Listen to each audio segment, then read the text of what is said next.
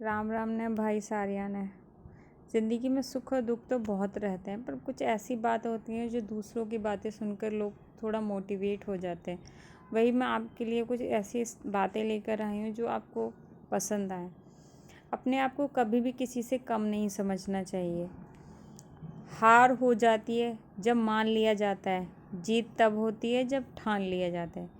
यदि हमें सुखी जीवन जीना है तो हमें दूसरों से तुलना नहीं करनी चाहिए। जब भी आप दूसरे से तुलना करोगे तभी आप ओवर थिंकिंग के शिकार हो जाओगे। अगर दूसरा व्यक्ति आपसे नीचे लेवल का है, आपको मन में खुशी होगी और आप इस खुशी में आलसी के जीवन जीने लगोगे। यदि तुलना करने वाले व्यक्ति आपसे ऊपर लेवल का है तो फिर आप अपने आपको नेगेटिव सोच में डाल दोगे। दोनों स्थिति में हम सभी के जीवन के लिए नुकसानदायक है। हमें अपने वर्तमान स्थिति से संतोष करना चाहिए। इसका मतलब यह नहीं कि हमें आगे बढ़ने के लिए प्रयास नहीं करना चाहिए। जिस प्रकार चिंता और चिंतन दोनों शब्द में अंतर है, ठीक उसी प्रकार आलस और संतुष्टि दोनों में अंतर है।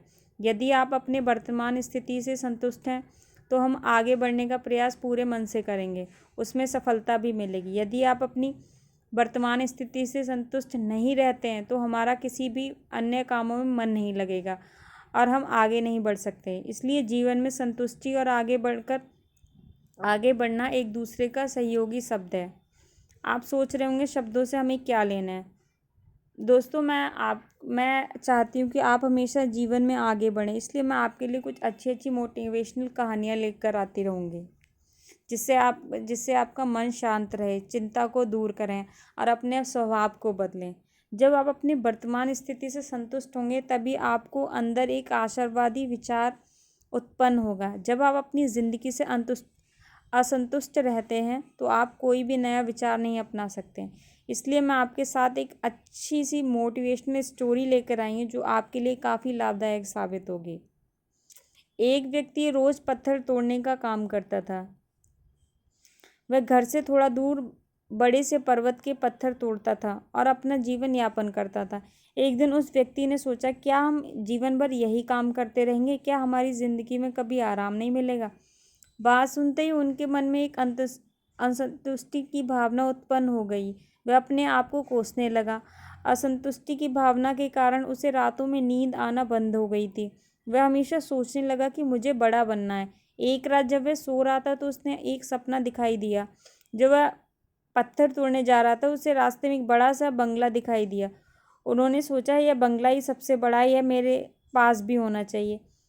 वह बहुत देर तक बंगला को देखता रहा। कुछ देर बाद एक व्यक्ति आया जिसको सभी लोग फूलों का माला पहनाए जयकार करने लगे। वह व्यक्ति कोई राजनेता था। उस पत्थर तोड़ने वाले ने सोचा, यह बंगला तो बड़ा नहीं है, बड़ा तो वह व्यक्ति है जिसको सब इतना आदर सत्कार कर रहे हैं। अब वह पत्थर तोड़ने वाला व्यक्ति सोचने लगा कि नहीं, मुझे अब नेता बनना है। बंगला और नेता को धूप में खड़े होकर देखते देखते पत्थर वाला पसीने से तरबतर हो गया। फिर उसने ऊपर देखा तो उसे सूरज दिखाई दिया। तब उसने सोचा कि सबसे बड़ा यह सूरज है जो इतना ऊपर चमक कर सबको रोशनी दे रहा है।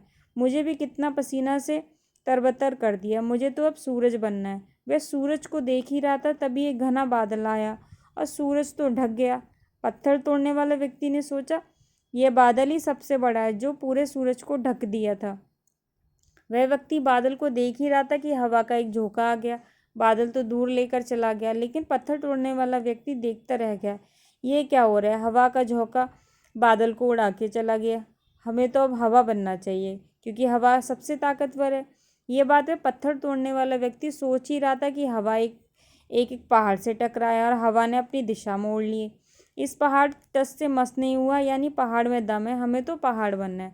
तभी वह सोचने लगा कि तभी उसने सामने से देखा कि एक व्यक्ति आ रहा है, अपने हथौड़े से उस पहाड़ को टुकड़े कर रहा है। ये क्या हो रहा है? इतना बड़ा पहाड़ जो हवा के विशाल झोंके का रास्ता बदलने के लिए मजबूर कर दिया। टस से मस नहीं हुआ, उसे एक छोटा सा व्यक्ति तोड़ रहा है। व्यक्ति बार बार सोच रहा था, नहीं, यह नहीं हो सकता, यह कभी नहीं हो सकता। मुझे पत्थर तोड़ने वाला नहीं बनना है, किसी भी हाल में मुझे पत्थर तोड़ने वाला नहीं बनना है, क्योंकि वह स्वयं पत्थर तोड़ने वाला व्यक्ति था। उसकी आंखों के सामने आ रहा था, एक व्यक्ति पहाड़ के टुकड़े टुकड़े कर रहा है। उनकी आंखें खुल गईं। फिर उसने सोचा, मैं जो हूँ, जिस हाल में हूँ, मैं ठीक हूँ, यानी सबसे बड़ा मैं हूँ जो इस पहाड़ को तोड़ रहा हूँ। ईश्वर ने आपको सबसे अलग बनाया। आप दूसरे की नकल करके ईश्वर का अपमान ना करें। दोस्तों, हमारे पास जो चीज़ उपलब्ध है हमें उसकी इज्जत नहीं करते हैं। हम हमेशा दूसरों को देखते हैं, उसके पास क्या है जो हमारे पास नहीं है। इसी चक्कर में हम असंतुष्ट और दीनहीन भावना महसूस करते हैं। यदि आपको जीवन में आगे बढ़ना है तो अपने आप को हमेशा आशावादी बनाए रखिए। आशा ही जीवन है। आप जो भी हैं ठीक है, कुछ कमी है तो उसे दूर करने का प्रयास करें। ओवर थिंकिंग ना करें। कोई भी व्यक्ति एवं कोई भी पद 100% अच्छा नहीं होता। कुछ ना कुछ उसमें कमी ज़रूर रहती है। हमें उसी कमी को दूर करना चाहिए, ना कि असंतुष्ट रहना चाहिए। आँखों में अगर हो गुरूर तो इंसान को इंसान नहीं दिखता।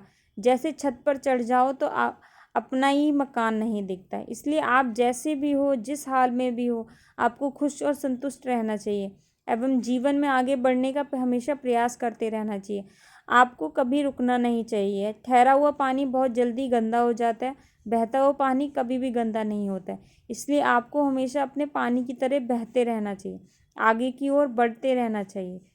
धन्यवाद। अगर आपको स्टोरी अच्छी लगी है तो लाइक, सब्सक्राइब, शेयर ज़रूर कीजिएगा। राम राम भाई सारियान है।